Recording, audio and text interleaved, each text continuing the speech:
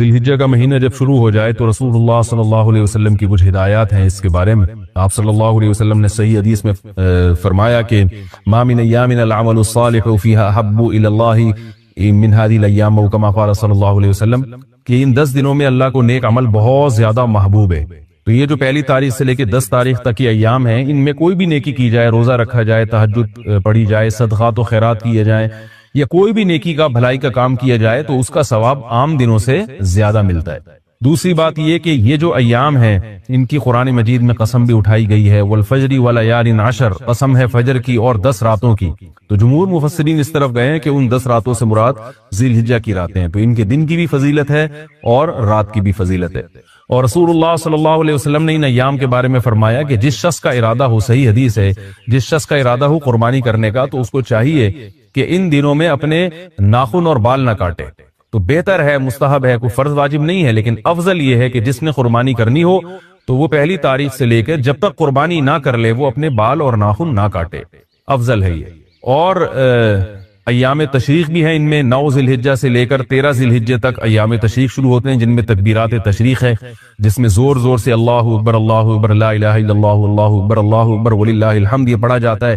یہ بھی انہی ایام سے منسلک جو ایام ہیں ان کی فضیلت کی بات ہے. اور 9 ذی الحجہ کے روزے کی ایک الگ سے فضیلت ہے، عرفہ کا روزہ جسے کہا جاتا ہے. تو 9 تاریخ کا روزہ وہ آپ صلی اللہ علیہ وسلم نے اس کی بہت ترغیب دی ہے. 2 کلمات ایسے ہیں حبیبتان الی الرحمن، جو رحمان کو بہت زیادہ محبوب.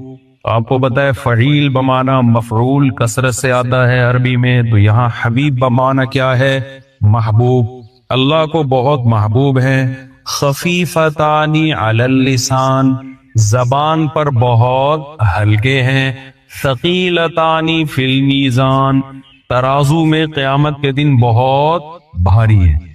دیکھو کسی عمل کو کرنے کے لیے موٹیویشن چاہیے نا، ہمیں کوئی عمل ہم کرنا چاہتے ہیں تو ہمیں کہیں سے موٹیویشن ملتی ہے تو ہم اس عمل کو کر لیتے ہیں. تو موٹیویشن کے لیے 3 چیزیں ہوتی ہیں جس سے آپ کو اس عمل کے کرنے کی ترغیب ملتی ہے.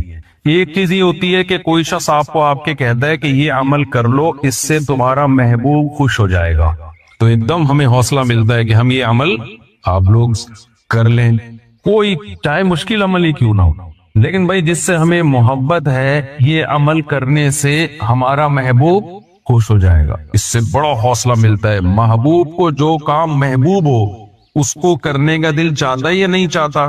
چاہتا ہے. 5 دفعہ اس سے انسان کو موٹیویشن ملتی ہے، حوصلہ ملتا ہے. بھائی یہ تمہارے محبوب کو اس سے محبت تو نہیں ہے، لیکن اس کے کرنے سے تمہیں فائدے بہت حاصل ہوں گے. آپ وہی کام کرتے ہیں جس پہ آپ کو پیسے بہت مل رہے ہوں، بڑی مشکل جابس آتی ہیں، لیکن لوگ اس لیے کر لیتے ہیں کہ اس میں تنخواہ بہت زیادہ ہے، پیسے بہت زیادہ ملیں گے، مشکل جابس بھی کر لیتے ہیں لوگ. اس سے بھی انسان کو موٹیویشن ملتی ہے.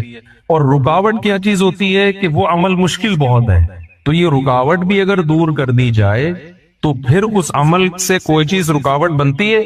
یقیناً نہیں بنتی. تو نبی صلی اللہ علیہ وسلم نے فرمایا سبحان اللہ و بحمدہ سبحان اللہ العظیم.